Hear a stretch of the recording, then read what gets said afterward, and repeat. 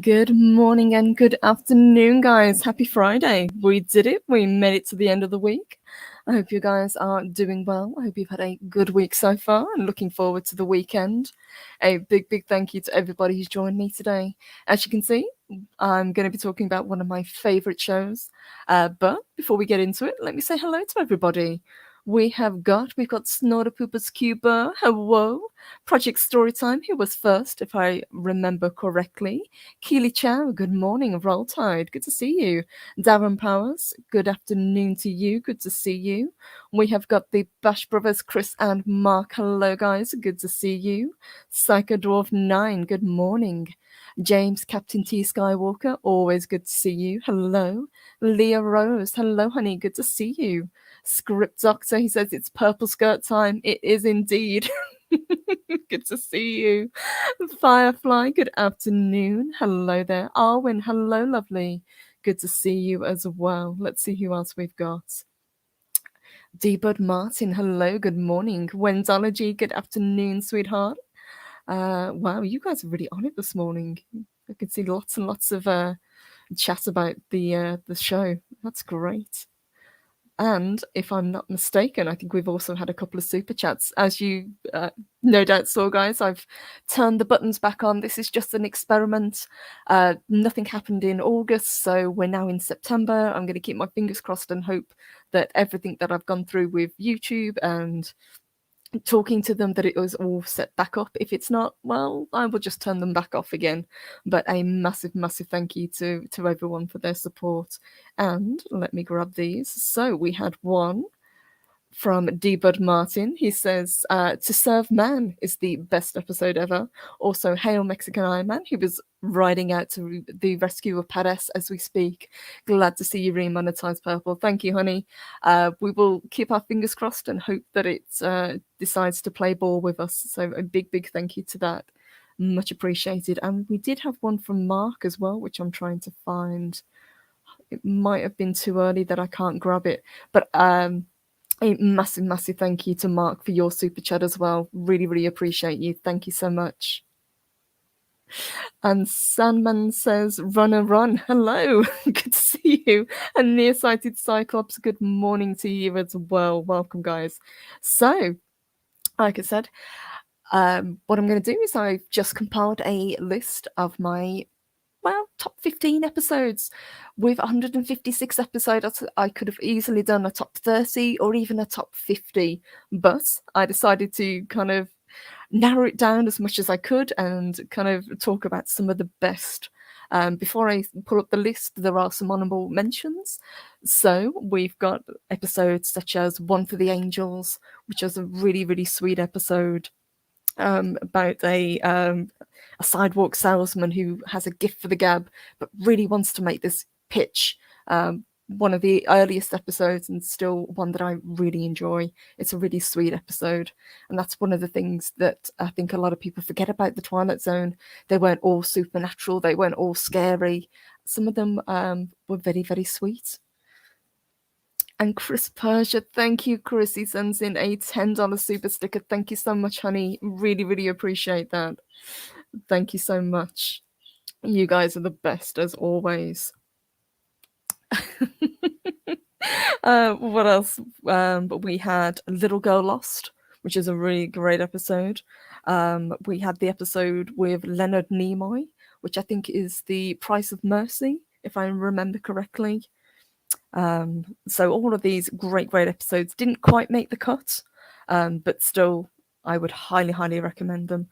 Quality of Mercy, that was it. Close enough. So let me pull up the first episode that we're going to talk about, and what I'll do is I'll just go through the list. And guys, if you have any favorite episodes or ones that you think should be higher up the list or ones that I've missed out, throw them out into the chat because I want to hear from you guys as well. So the first one that I brought up at number 15, it is Nothing in the Dark. Again, similar to some of the episodes that I just talked about. It's not a particularly scary story, but it is quite sweet. So this episode is also notable for having Robert Redford in. A very young Robert Redford. Um, but it's a really great episode. Basically, what happens is a lady, she's frail, she's elderly, she lives alone, and she is very, very frightened of dying, basically. She doesn't want to let anybody in, she doesn't want to deal with people because she is scared of Mr. Death. The character that Robert Redford plays, he gets shot. He falls just outside her door, and basically it's the interaction between these two characters. She decides to take pity on him. She brings him in, and subsequently she realizes that it is better to have people in your lives than not at all. Again, a really sweet episode, and a lot of these episodes have a strong moral to them. Oops, let me skip back up. I've just seen more super chats. Thank you, Mark. Thank you, honey. He says, time enough at last, and I at the behold, two of my favourites. You have excellent taste, Mark. Funnily enough, I've got a sneaking suspicion you will be seeing both of those on the list later on. And Mexican Iron Man, thank you, honey. He sent in a 1999 super chat, much appreciated. He says, and we are back with the money button. Yes, fingers crossed, it's all working and back to normal. He says, I'm listening to you on the road. Thanks for the great shows this week for Loki, Darth Puppy, and Bambino say hi from the road. Safe journey, Mexican Iron Man, and we send our love to Perez. A big, big thank you for doing this for him.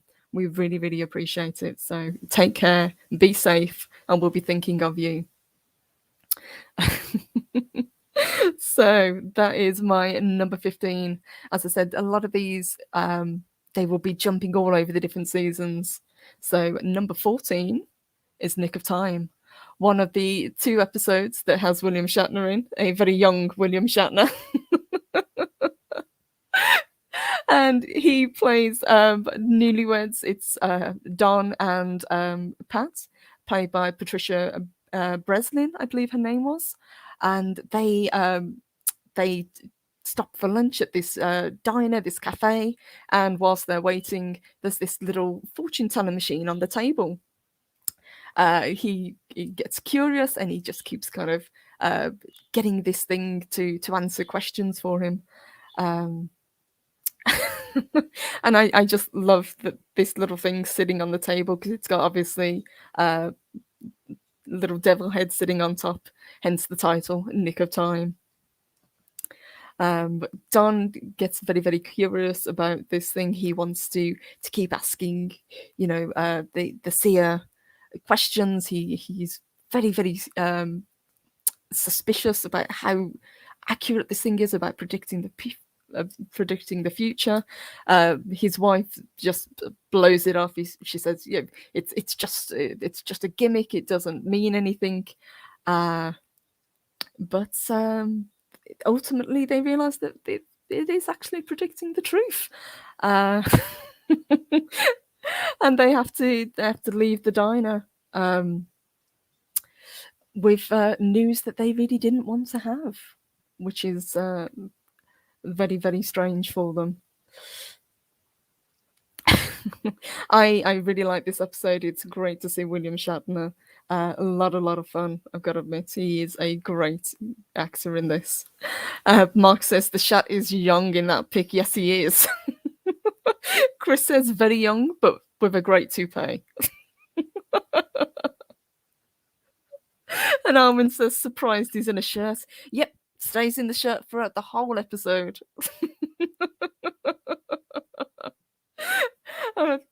Again, not so much a scary episode, but one that's kind of toes the line. It's a little bit eerie. It's a little bit, it's one of those what if episodes that they did so well. And I think people forget sometimes these episodes were only 25 minutes long. There is a lot of plot to fit into a lot of these episodes. Let's see. So moving on to number 13, we had The Hitchhiker. Hitchhiker is one that I really liked. I've got to admit, I toyed with moving this up a little bit higher, maybe a couple of places, but ultimately, when I was putting the list together, I felt that this was probably the best place to put it. Now, this one centers on a character by the name of Nan Adams. She's on a cross-country road trip from New York to Los Angeles and then gets a flat tire.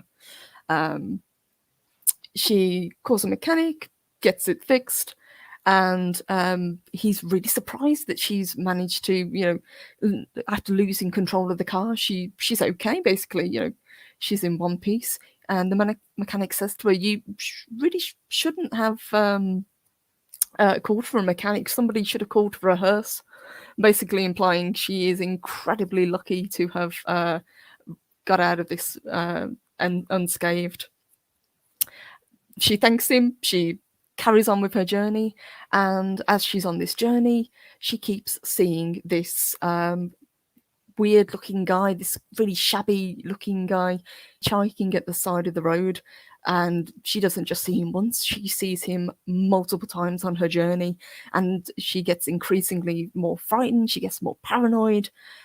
She's looking over her shoulder all the time, and she's doing everything she can to avoid him, even crossing in front of an oncoming train just to get away from him.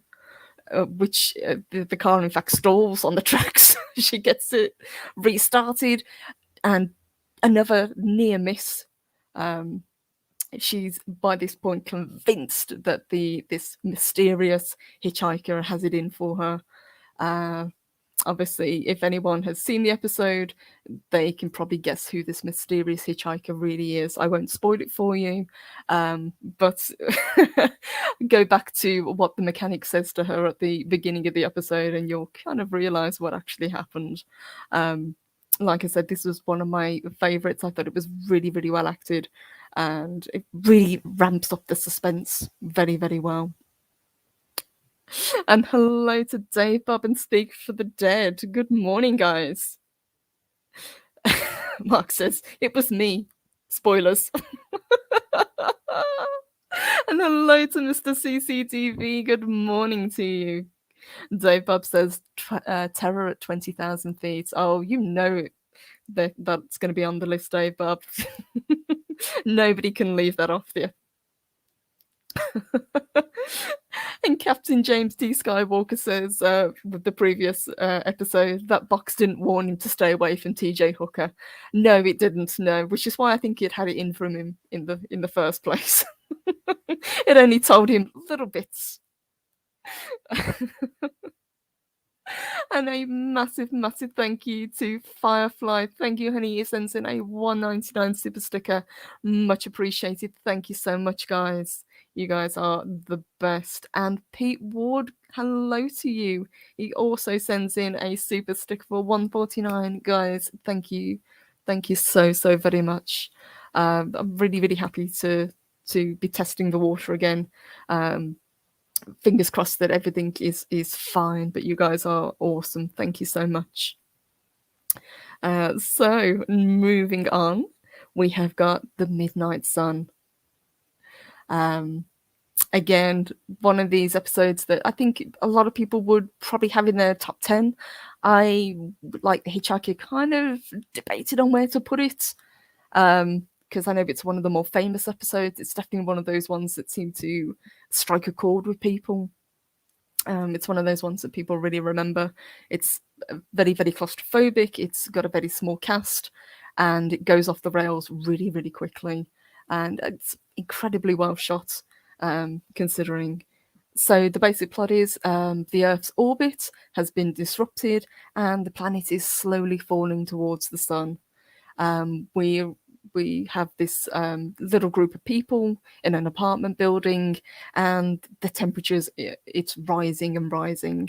I think it's around about midnight when we first see them, and it's 110 degrees Fahrenheit. So there is just no escape from the incessant heat. And these people are suffering, basically. And the longer the episode goes on, the more frayed people's nerves get. They start to turn on each other. And similar to another episode that we will see later on in the list, it really shows how people under stress and how quickly society can fall apart, especially when we have something that's out of our control, such as the temperature. As the episode goes on, the temperature continues to rise and it gets up to 120 Fahrenheit. People are getting weaker. There's just no relief from the heat. Uh, and they just start to panic, and it's really sad to see. I won't kind of spoil the ending just in case anyone hasn't seen it, but there is a twist to this particular episode that's well worth seeing. And Arwen says that's how I felt in Saudi Arabian summer. Oh yeah, I've been to Dubai when it's been the summer, and relentless heat. And hello, Jennifer Sisko. Good to see you. Psychodorf says Rod Serling was a script rig. Yes, absolutely. And let me scroll back up because I think I may have missed something. I did. Jennifer Sisko, hello, sweetheart. My mod sister. Good to see you. She sends us a $2 super sticker. Thank you so much, honey. I hope you're having a good day. I hope you're having a fantastic Friday so far. Project Storytime says the fact that you are about to the fact that you're able to completely care about the characters, or at least understand them in only 25 minutes, is a masterclass in writing. It really is, and a lot of these episodes are so tightly written.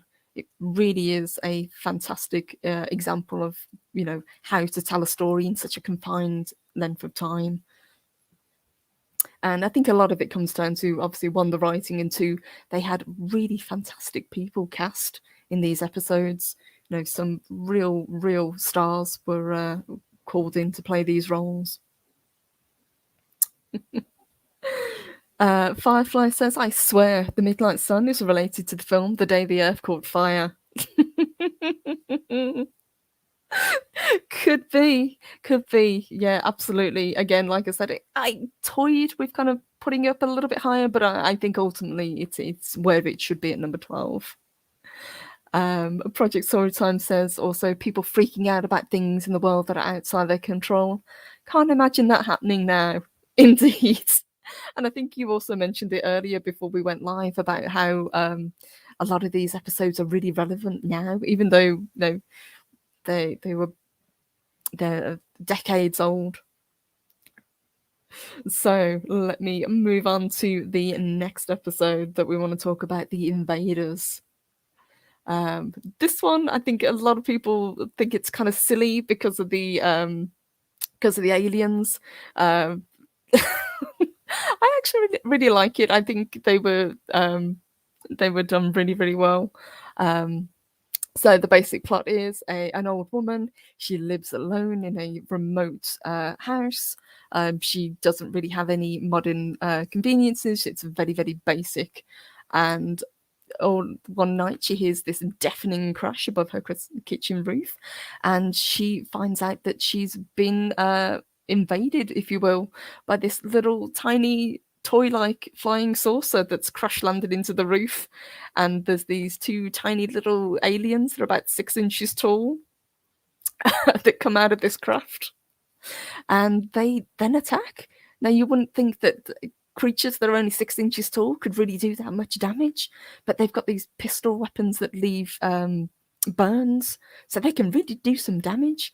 And bearing in mind she's an elderly lady, she can't really defend herself very well. She doesn't have any real weapons other than a kitchen knife, and it's this kind of cat and mouse game between these characters.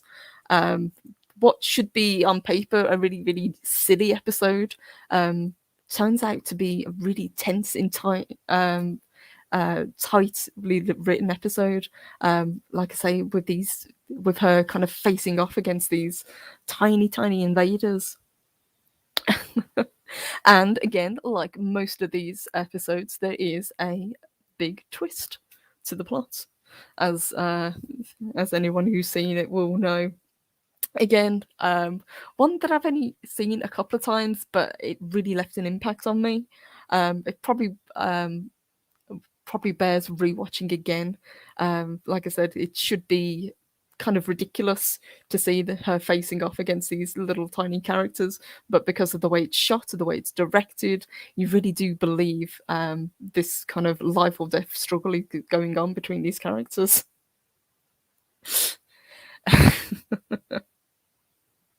And Dave Bob's got it. Yes, exactly, Dave Bob. And TC Canadian, hello, honey. Good to see you. I hope you're having a good morning. And Kaylee D, good morning. And hello to legendary anime JP fan too. Welcome. Says OMG, Twilight Zone is one of my favourite shows of all time. Mine too. I think it's a show that doesn't get enough love. So I thought, well, I needed something fun to talk about on Friday, so I'm just going to kind of list some fantastic episodes. And hello to Moons of Madness. They say one of the few legit that scared me when I was a little kid. It's really well done. It's definitely one of my favorites, I've got to admit. Let's have a look. So getting into the top 10 now. I think it's one that Arwen was talking about earlier. It is The After Hours. Now, I'm with you on this, Arwen. I am not a fan of mannequins. I don't like clowns and I don't like mannequins very much. So the idea of being stuck in a department store with all these dummies really kind of makes the hair on the back of my neck stand on end. So this plot is centered around a character by the name of Marsha White, played by the awesome Anne Francis. She's looking for a gift for her mother in the department store. She's having a hard time deciding what she wants, and ultimately she gets locked in for the night. Basically, she spends so long trying to decide this on this gift.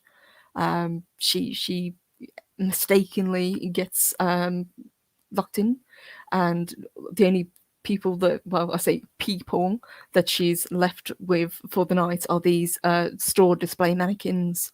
And one, she's very creeped out by them anyway, but as the episode goes on, the audience gets more and more creeped out by them as well, because they're not quite what they seem.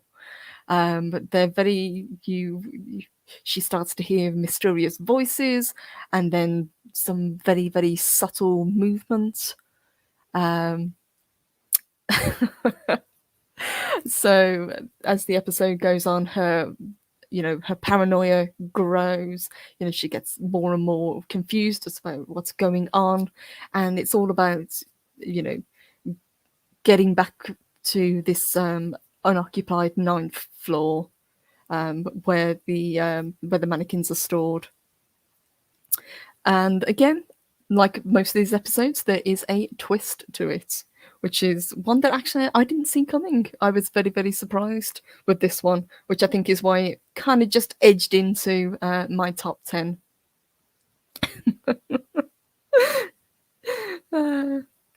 Project Storytime says, meh. I've worked in retail. Mannequins aren't scary to me. Just something I have to put together or put pants on. Kind of like my life now that I think about it. I don't mind the ones that detailed. It's the ones with the blank faces that I never liked. The really kind of basic looking ones. And Speaker says, but in the movie Mannequin, told us that they turned to hot women, aka Kim Cattrall. Very true. Very true. And Chris says, I remember this one. Very great plot twist at the end, indeed. Mark says, all clowns need to die. I hate clowns, especially the one on Poltergeist. Everybody hates that clown on Poltergeist. I think that's probably that and Pennywise that everyone's kind of go-to for scary clowns. And Darren Promise says the After Hours could possibly have inspired Doctor Who's Ultrons, who took the form of department store dummies. Yes, I remember that as well. That is quite possible. It's definitely something I think a lot of people have this kind of, if not fear of, then this kind of there's just something not quite right about them. I think it's that whole kind of uncanny valley idea. You know, they kind of look like people, but they're not people, but they're meant to represent people. It's that sort of thing. Absolutely. So next in at number 9, um, and this one I think some people will probably say that probably should have been up higher as well. It's Will the Real Martian Please Stand Up? Again, like a lot of these, it's a quite a small cast, but it's a very, very tightly written and acted episode. So basically, what happens? A state trooper, Dan Perry, and Will Paget are investigating reports of a UFO. It's supposed to have crash landed nearby in a frozen pond, and the occupant has fled. Now, the only thing that is nearby that they could have possibly gone to is this diner, basically, that's called the Highway Cafe. They get to the cafe. Obviously, there's people inside. There is a cook, there's a bus driver, there's some passengers that are on the bus, there's a married couple, there's another elderly couple, and there's a couple more people, you know, just kind of people that you would expect to find on the road in a diner. And the troopers suspect that one of these people may actually not be what they seem. So it's again the whole idea of people turning against each other, being paranoid, and basically they're trying to find out, is the occupant of this UFO really in? Are they here, or is this just a hoax? We do eventually find out at the end of the episode who the alien actually is and why they're actually on Earth. And I think by the end of the episode, they kind of wish they hadn't found out, to be honest. And hello, Darth Haster, good to see you. Good morning. Dave Bob says, eye in the middle of the forehead. Moons and Madness says, I like the twist on this one. I did as well. Most of them I can kind of see coming, or at least I do remember them because it's been a while since I've watched all of them. A couple of these, when I was compiling the list, I did go back and rewatch. But this one, yeah, it took me by surprise as well, and I was really, really pleased with it. Kaylee D says, I only watched a little bit of The Twilight Zone. It kind of bugs me watching films in black and white. I really like seeing films in colour. I can get that as well, absolutely. For me, with The Twilight Zone, the whole fact that it was in black and white just kind of added an extra dimension, if you will, if you pardon the pun. It kind of just made me focus a lot more on what was going on in the episode for some reason. And I can't imagine seeing them in colour, to be honest. And Pete Ward, hello. Oops, it skips on me. Let me grab that. It says, it's Marvin the Martian. Oh, how lovely.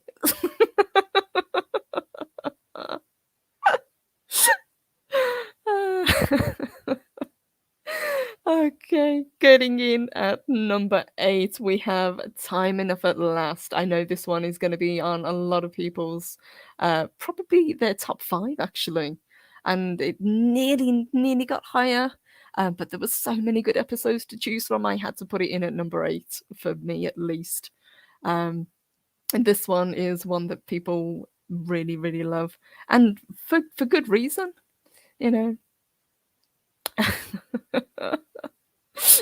It is a lot of fun, and it is we have Burgess Meredith, better known for playing the Penguin, obviously, in the Batman 60s TV show, but he is a great character in this. He plays a guy by the name of Harry Bemis. He's a bank teller, but what his real passion is reading.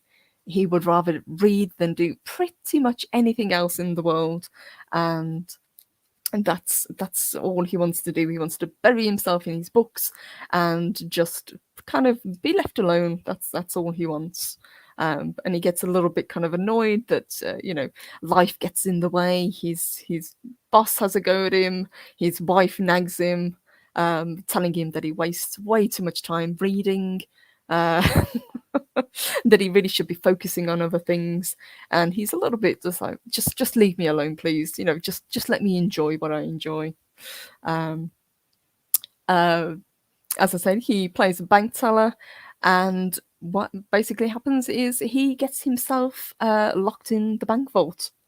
Now, when he finally gets out of the bank vault, he finally realizes that he's actually the last person alive. He picks up a newspaper off the side, and the headline says H bomb capable of total destruction, and he finally pieces it together that this huge bomb has gone off basically, and he is now on his own. Now, the twist to this episode is that he finally has all the time in the world to do the one thing that he wants to do, and he ultimately he's a little bit sad. He kind of realizes that there aren't any more survivors. He falls into despair.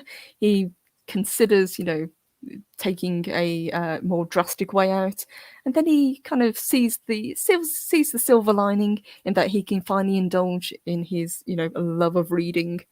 But the twist is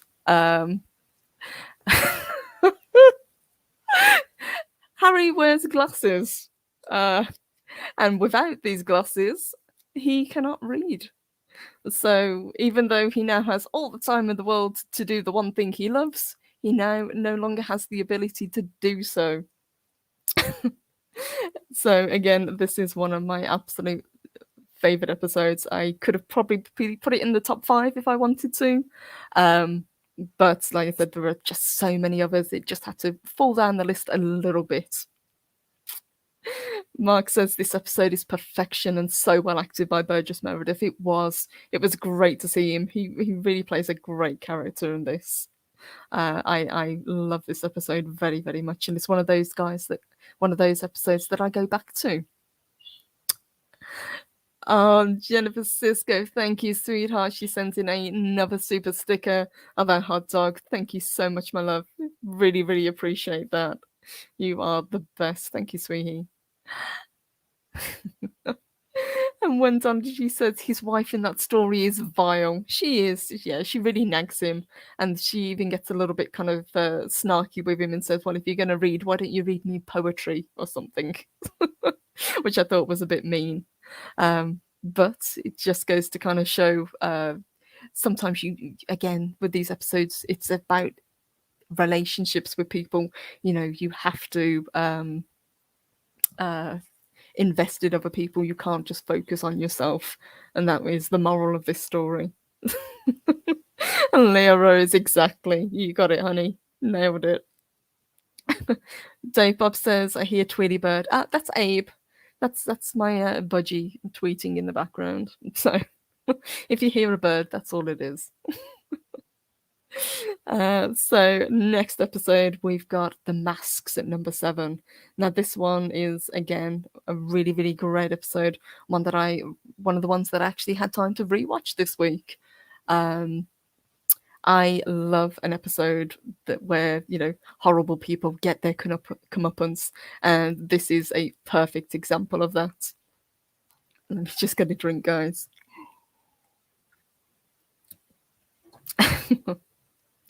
So, basic plots of this episode: it is Mardi Gras. A very, very wealthy gentleman by the name of Jason Foster is sadly dying.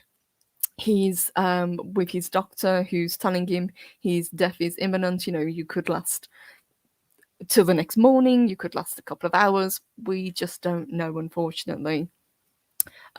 Jason's not particularly bothered by this. He has come to terms with the fact that he is soon to pass, but he has one last thing that he really, really wants to do before he goes.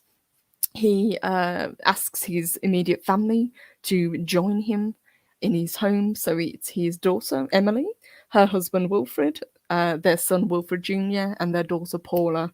All four of these people are really, really terrible people, really. They don't really have any redeeming qualities whatsoever. Emily is a hypochondriac. She's very focused on herself. She plays the martyr a lot. Even though her father's dying, the only thing she talks about is how ill she feels, how put upon she is. Her husband is a very successful businessman, but that's all he thinks about. Everything is weighed up in monetary terms. The daughter is incredibly vain. All she wants to do is, she looks at herself in the mirror constantly. She's always fixing her makeup. She just wants to go out and have a good time and party with some guys. The last thing she wants to do is to be stuck in the house with her dying grandfather, and she makes that perfectly clear to him. And then the son, Wilfred Jr., is a sadistic bully. He's very, very stupid, and he likes to cause suffering. And I think, if I remember correctly, he actually is known to hurt small animals. So he's a bit of a psychopath, to be honest. So all of these four people have really, they're unredeeming. They are horrible. Jason has a little surprise plan for them, what he wants them to do. If they want to get their inheritance, and that's what they're here for, they just want his money. He says that what we're going to do before I pass, I want us to have a little party, and I've got these special masks made for you, which he said they're crafted by an old Cajun. He said that, there's a little bit of magic in them, perhaps. A lot of work went into these things. So if you will indulge me up until midnight and put these masks on, then once I die, my fortune's yours. You can do whatever you like. Now, they're not particularly happy about this. The last thing they want to do is wear these ugly masks, which he very carefully gives to them. They all kind of represent what he kind of sarcastically says aren't their traits, but obviously, having seen what awful people they are the true reflection of their inner selves. So Paula's mask, for example, is very, very ugly, whereas she on the outside is beautiful.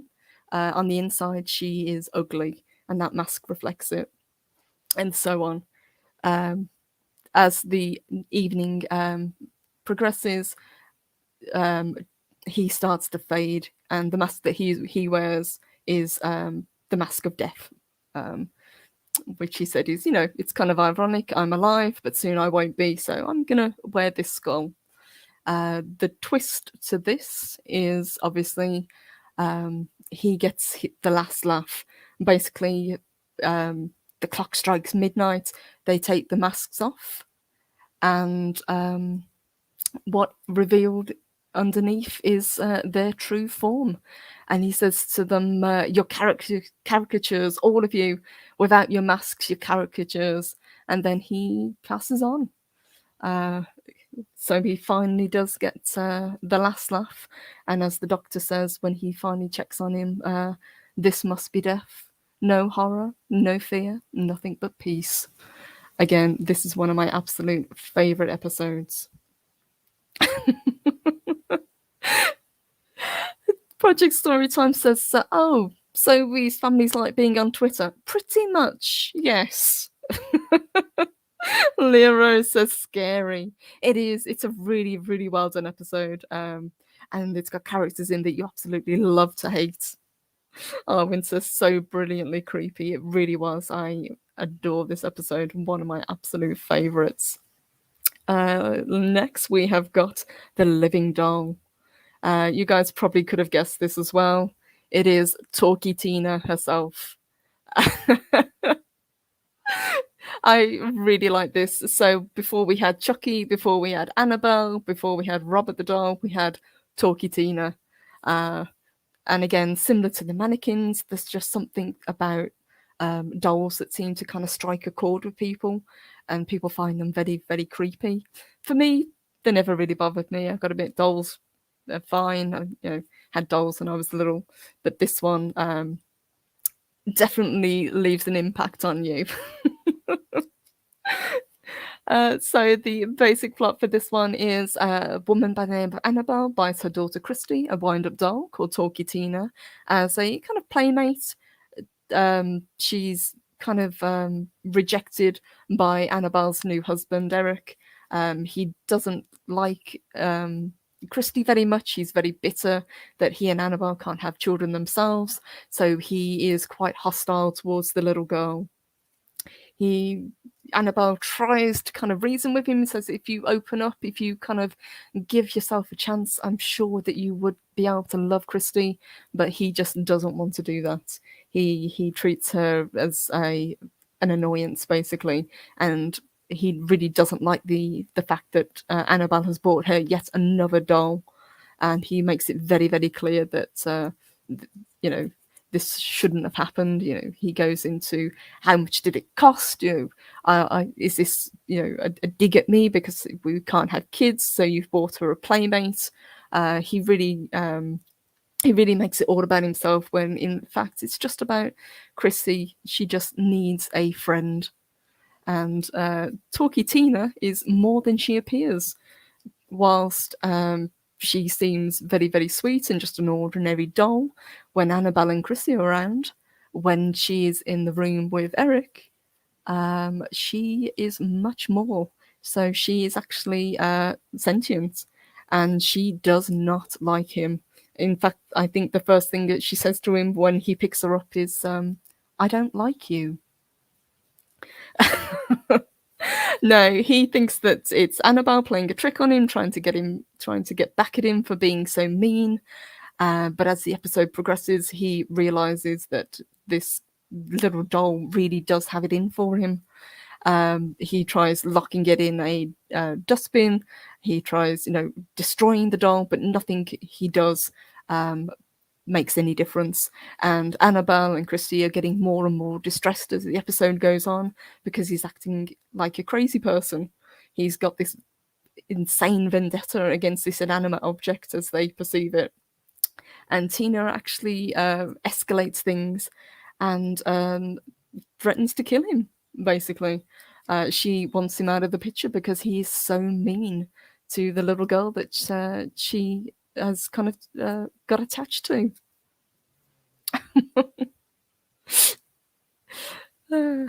Jennifer says, clowns and dolls, I'm out. LOL.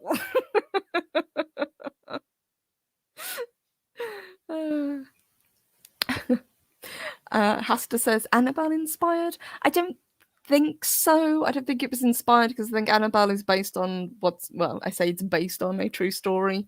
But definitely Talkie Tina was first, if it was inspired by it. Again, a really, really well done episode. Chris says it's the lifeless eyes. They always feel like they're watching you. Yeah, I've heard people say that about dolls, but I've heard people say that about Funko Pops as well. So, something about the eyes. And Jennifer says they creep me out. Pete Ward says creepy little bugger. It is, and if you see the episode and watch the doll, it's incredibly well done, and the voice that they give her is really good as well. It's this very sweet kind of light. I'm Talkie Tina, and I don't like you. It's that kind of voice. Captain James T. Skywalker says, I think June 4A did the voice. I believe you're right as well, and she really nailed it. Again, a great episode. I think probably would come up in most people's top 10s. Let's go on. So we are in the top 5. One probably that would come at absolutely no surprise to anybody. One that's been parodied several times, most notably by The Simpsons. It is To Serve Nan. A fantastic episode. With a really great plot. One that you can kind of see coming, especially if you've seen The Simpsons, but you haven't seen this episode, you know what's going to happen, but it still is incredibly effective. So the episode starts with a guy by the name of Michael Chambers. He's locked alone in a room, and he's offered a meal, which he has absolutely no interest in. He refuses to eat. We go back several months in plot, and it's revealed that the Earth has a new contact. It's aliens. They're called Canamites.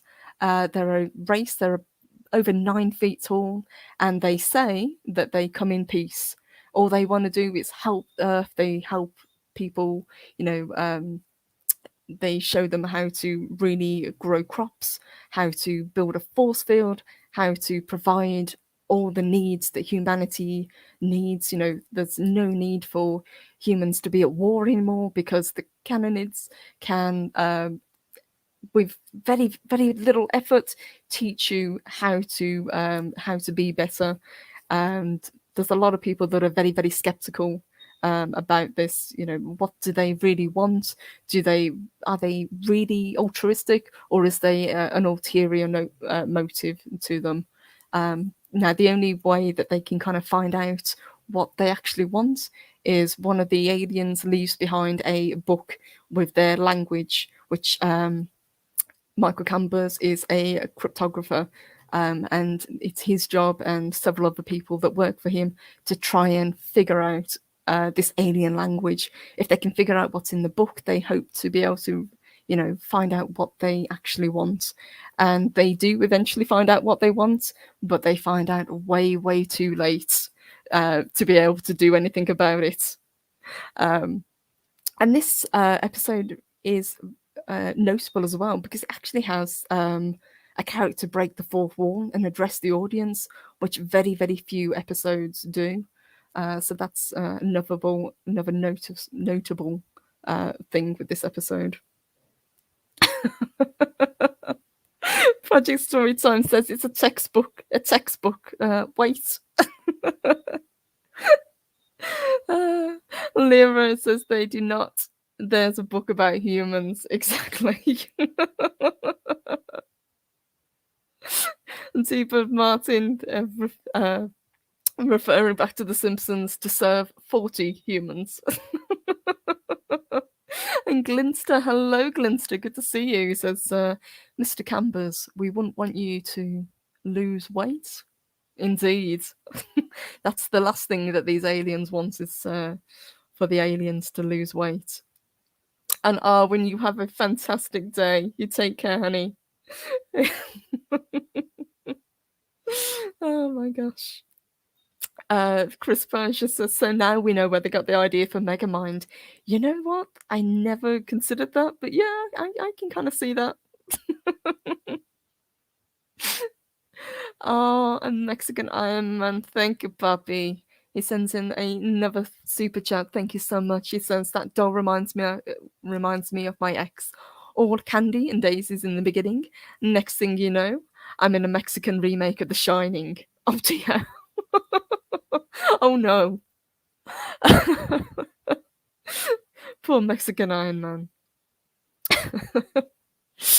And Mark says 99 ways to cook a human.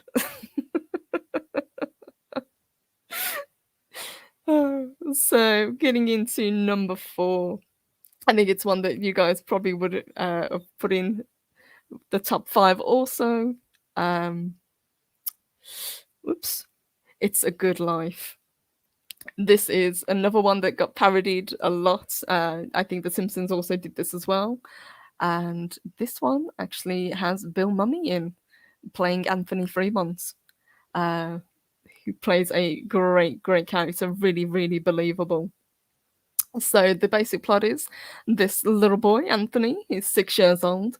He has these godlike mental powers, which unfortunately for everybody else also includes the ability to read people's minds.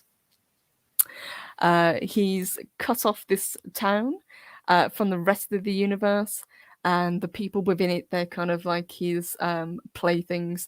They have to do whatever he tells them or else. Um, because he is a child, he is quite cruel. He has a very short attention span, and basically everybody has to do exactly what they tell him, and they live in constant fear. He wants to be praised all the time. They have to tell him constantly how good he is, even when he's doing terrible things. He'll make this hideous three-headed gopher, which he then kills. But people have to praise him for it, or else. Uh, he's a great character, and I really like this episode. There's something about having a kid as the the protagonist or the threat that really works well, and because he was such a great young actor, he really sells this role. I think Anthony Bill Mummy, sorry, did a really brilliant role, and I think this was one of the episodes that got remade, if I remember correctly. So again, it's one of those ones that I think everybody kind of goes back to because it's so popular. Yep, Mark's got it. Yep, this is the episode that got rewritten into the movie. It was. Chris says, Purple, this was obviously the uncredited source for One Division series. The whole idea of having a town absolutely having to do exactly as you tell them or else. Yeah, I can see that. Glinster says, I wonder how many kids were terrified of cornfields after It's a Good Life. Indeed. And there's something about kids in cornfields as well, because if you think of Children of the Corn, I'm not sure why those two seem to go together so well, but it's used a lot. Dave Bob says that was a terrifying episode. It really was, and on paper you wouldn't really think it was, but because they sell it so well, and not just the main actor, obviously, because he played such a good role, but the supporting cast as well. You really believe that this kid is an absolute horror to be around. Captain James T. Skywalker says, "You're a bad man, a very bad man, indeed." Hasta says, uncredited source, Once Upon a Time, probably. Cool. So, getting into number 3, obviously. You guys could have guessed it. Nightmare at 20,000 feet. Oops. I just closed my thing. I'll get it back in a minute. But, like I said, Nightmare at 20,000 feet. Another Shatner episode, one that was probably one that's been parodied the most, one that's probably the most famous, of the ones that he did. Everybody knows this episode. Everybody can mimic this episode. Everybody refers back to this episode when they see it. Let me get back to it. Where was I? And I'll reshare.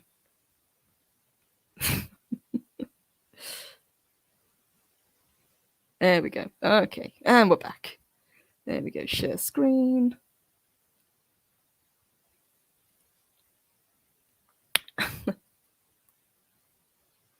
There we go. Nightmare at 20,000 feet. Absolutely. I've got to admit, I really like this episode. I love the whole paranoia, the fact that the character that Shatner's playing, Robert Wilson, he sees this ridiculous looking creature on the wing of a plane. He says it's a gremlin, and this thing really does look weird. Not quite sure why they went for the design, but it's very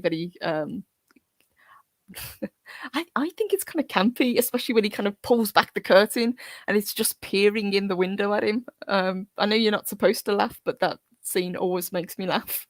I don't know why. But this is Shatner at his most unhinged, and he really sells it. The whole, you're on an aeroplane. He's desperately trying to tell the people that they're in danger, and nobody believes him. Not the stewardesses, not the other people on the plane. Even his wife thinks he's having a nervous breakdown, or another nervous breakdown because of what happened 6 months earlier since his first flight, and he hates flying. So she thinks that this is just being manifested in his own mind, and the only way that he can cope with what he's having to go through is by inventing this ridiculous story about a creature on the wing of the plane. And he really kind of amps up as the episode goes. Eventually, they have to kind of subdue him. They manage to sedate him, get him off the plane at the end. And the twist, however, obviously, because there is always a twist, reveals that there was actually damage to the exterior of one of the aircraft's engines. So Robert was telling the truth all along. He was not making this up. He was not lying. There really was a creature trying to take this plane down. Pete Ward says, I think he parodied himself. Sandman says, run a run. It says, it's because you're looking at it with modern day eyes. Back in the late 1950s, early 60s, this would have been freaky. It would, yeah. I like the episode. I just think that the character, that the makeup that they chose for this particular the gremlin just looks a little bit campy. I don't think it aged quite as well, but I still absolutely love this episode. Mark says, I have to say, John Lithgow did a fine job reenacting this episode for the movie, and the monster was terrifying. Yes, the monster, the gremlin, whatever you want to call it, was much better done in the movie. But I've got to admit, just seeing Shatner freak out is one of my favorite episodes, which is why I've put it at number 3. So number 2, we have, of course, Eye of the Beholder. Now, this one and the one that I've put in at number 1, I was kind of batting back and forth. This one is a little bit more personal to me. It's all about how you perceive yourself and how society perceives beauty. Now, for anybody who has, say, low self-esteem, this one kind of it struck a chord with me, which is why I've put it at my number 2. The basic plot for this one is a woman by the name of Janet Tyler has undergone multiple treatments in attempts to look normal, as they call it in this episode. This is her 11th treatment. This is the maximum number that they are legally allowed to do to try and help her, to try and fix her face. She's described as a pitiful, twisted lump of flesh by the nurses and the doctors. Now, early on in the episode, you note that even though that Janet's face is completely covered in bandages, what you do not also see are the faces of the doctors and nurses, mainly because of clever lighting, clever camera angles. If you've never seen the episode before, it doesn't really kind of register. But as the episode goes on and as we get to the twist at the end, you realise why you don't see the other characters' faces. Poor Janet just wants to be normal. She just wants to be able to fit into society, and she is desperate to have this work. Tragically, it does not. They remove the bandages after this last procedure, and by our standards, Janet is beautiful. She is absolutely stunning, but by the standards of the doctors and nurses, she's hideous because they all have these exaggerated features. They've got kind of pig-like snouts, drooping features, really kind of twisted looking, but they all look the same. But Janet, obviously, is an anomaly, and she is told that because they can't fix her face anymore, she has to go live with other people in a commune that look like her. So that's how the episode ends. She has to leave with a equally, in our standards, good-looking guy. And it's all about the whole idea of how do we perceive beauty? How does society react? and how do we treat people who are different. I think it's one of those episodes that really ring true nowadays. So it's one of those ones that I would highly recommend to anyone who's never seen Twilight Zone. Probably this top 5 are the ones that I would say are great to kind of delve into to test the water with.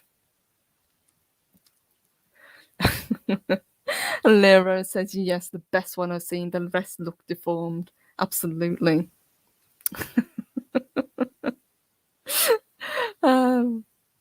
And Ginster's got it right. Congregated? You mean segregated, don't you, Doctor? You're talking about a ghetto designed for freaks. Precious dialogue, absolutely. And the dialogue is great in this. The lady that plays her, it was Maxine Stewart plays her. She really sells this character. The desperation in her voice when she's wearing the bandages around her face. She just wants to be normal. She just wants to be accepted into society. She doesn't understand why she has to be singled out, why she was so unfortunate to be cursed the way she is. A really, really great episode and one of my favourites. And Vandology agrees. She says, Eye of the Beholder is an incredibly powerful story. It really, really is. Definitely one that I would recommend. And Camphor, hello Camphor, good to see you.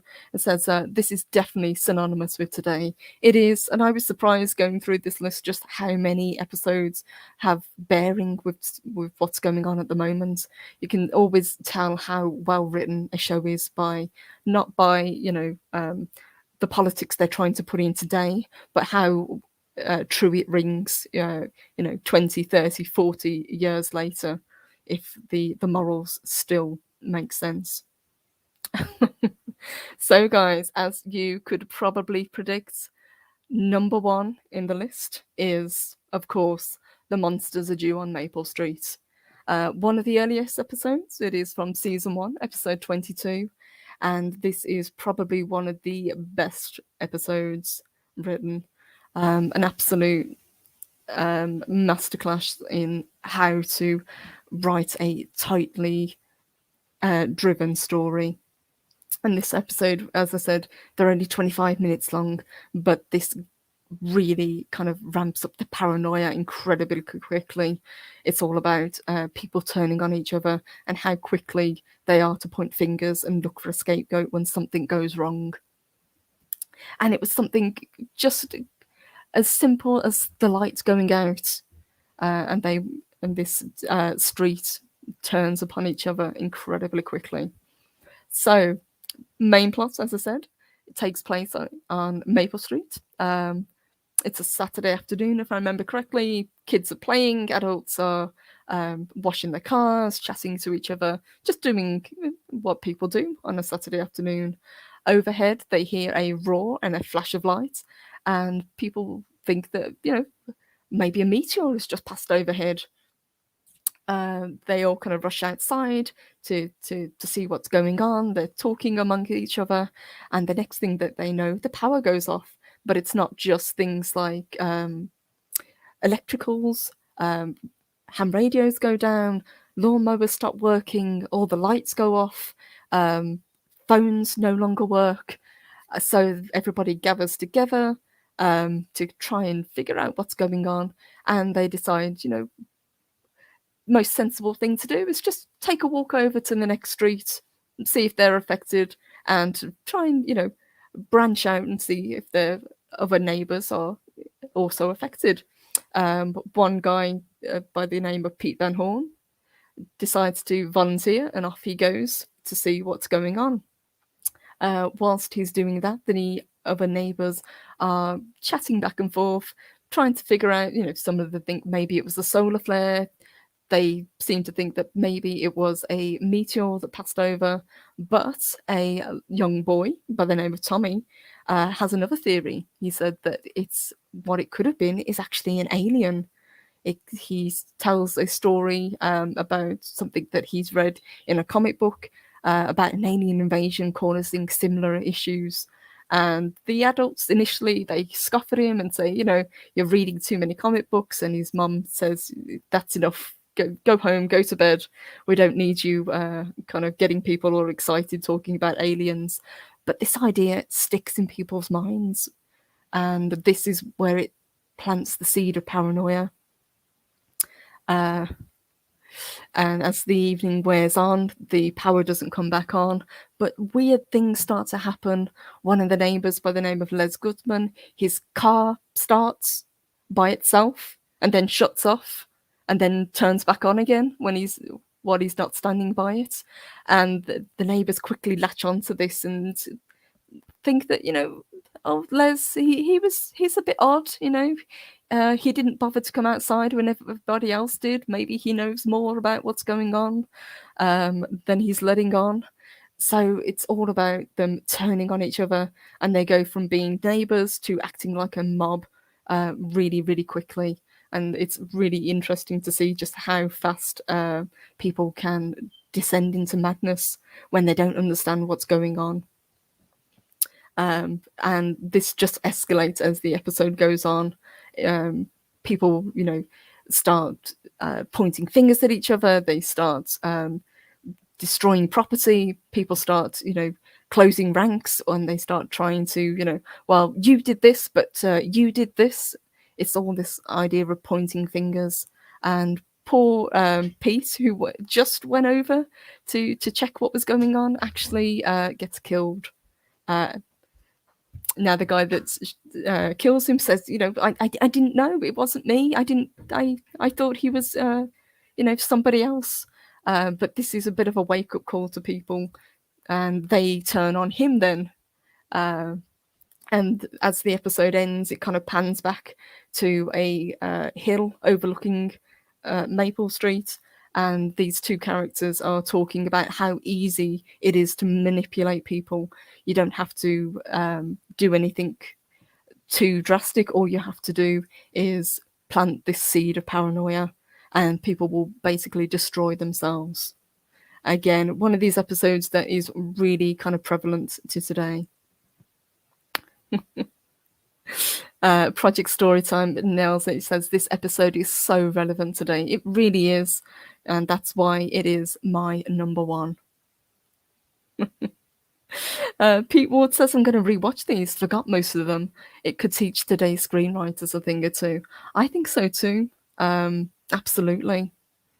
Hello, George Hilton. Welcome. Good to see you. He says, been putting myself from spending any money on luxuries, but now I want to grab the complete series. If you have a look on Amazon, there is a really fantastic box set of all episodes. It's a little bit pricey, but I would highly recommend it because it has some fantastic extras with it. So if you want the complete series, that's the one that I would highly recommend. And like I said, 156 episodes, I think we had. So there was an incredible amount to delve into. Let's see what else you guys are saying. Serling tried to recapture the paranoia of Maple Street with The Shelter, but Maple Street is immensely better. It really is, and it was incredibly well done. This whole idea that doesn't really take much to push people over the edge. It's this kind of veneer of civility and civilization that we have, and it can be very, very easily stripped away, and people will point fingers and look for scapegoats and get very, very tribal. And that's one of the things that we're seeing sadly today. I know people don't want current day politics written into entertainment that we have now, but it is very, very interesting to see shows from 30, 40 years ago still relevant. That's great. And Dave Bob, thank you, honey. He says, have a good, Mark says, have a good day to Dave Bob. Dave Bob says, have to run. Bye, folks. You have a fantastic day. Darren Paris says, the box set is well worth the cost. I think so. I think if you want the complete selection, I would highly, highly recommend it. Definitely. It's one that I'm probably going to pick up myself. Sandman says, damn you, Purple. Now I'm going to have to go and binge Twilight Zone. Enjoy. I know I did. I'm going to go back and watch more episodes now as well. And damn finalists, thank you, Mark. Much appreciated. You guys are the best. I've been going through your comments, and you guys have been absolutely on fire today. Fantastic, fantastic episode. Project Storytime, I will check. Thank you. I will check the DMs. Thank you so much. And guys, if you enjoyed this, and I know I did, I had a lot of fun doing this. What I will do is I'll do a few more compilation lists. There's a few more episodes a few more shows that I'd like to do. I was thinking Outer Limits, I would really like to do. Um, I'd like to do Creep Show, which I've been rewatching recently. There's some fantastic episodes there. And I think also what I'd like to do is probably American Horror Story. You guys can see a theme running, I guess. And hello, good to see you, Information. Joining the chat, mate. A great top 15 Twilight Zone list. Thank you. One of my favourites that didn't make the list, season's first mirror image. Yes, a fantastic episode. Vera Miles thinks she sees her double late one night in a quiet bus station. Another one that really ramps up the whole paranoia. And is she seeing what she's seeing, or is it all in her mind? A great episode. Like I said, I could have probably done a top 30 or even a top 50 because these episodes are so well done. But guys, a massive, massive thank you to everybody today for joining me. You guys are the best. Huge, huge thank you to everybody who sent super chats and super stickers. I really, really appreciate you. I hope everybody has a fantastic weekend. I will be back on Sunday doing something a little bit different. Like I said, what I'm going to do is I'm going to attempt a game stream with you guys. So if anybody wants to join me and watch me get my cowboy on whilst playing a little bit of Red Dead Redemption 2, that's what I'm hoping to do. So it should be a lot of fun. Guys, sending our best wishes, obviously, to Mexican Iron Man, to Perez, to Clobbering Times, to Larry, Manowar, anybody out in Louisiana who got hit. Our thoughts are with you. I hope things are back to normal for you as soon as possible, and we're all thinking of you. And have you ever watched the vintage TV show Avengers? Indeed. Yeah, I have watched The Avengers, a great, great, great show. Could also do that. And Leah Rose says also about the Twilight Zone movie. That would be pretty cool as well. I really enjoy the Twilight Zone movie. So, guys, have a fantastic rest of the day. Have a wonderful weekend if I don't see you again. And just take care of each other. Big, big thank you, guys. Mwah. Bye.